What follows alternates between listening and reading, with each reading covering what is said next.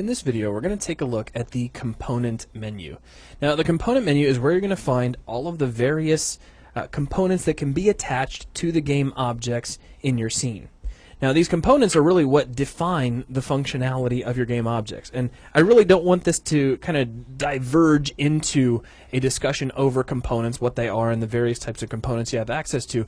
Really, I just want to drive home that here inside the component menu, you have a nicely organized library of all of the components you'd ever need to access. So if you have something that you know has to do with particles, here's all of the particle components, and the same with all of the others. Now, miscellaneous is a little bit different because it's, as the name suggests, it's kind of a catch-all. So if you need to create, an animation component or something like a tree, this is where you're going to grab that from. Right. Think of it as like a bucket of building blocks.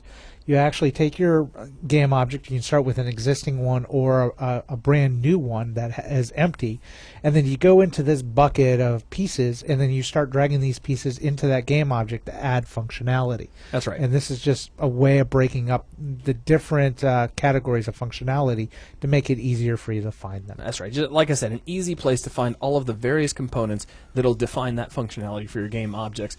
But I don't really want to go into each one of these and how they work, because really you're getting into a lot of different topics here. I mean, you can't just show off like a physics rigid body component without going into a big long discussion over physics and rigid bodies and how that works inside of Unity. So we have to keep this particular discussion a little generic. So that is a really quick overview of what the component menu is for. Really, this is where I get most of my components. Right. Unless you're scripting, you're going to come up here to grab them. Yeah. So that'll wrap things up for this video. Thanks a lot.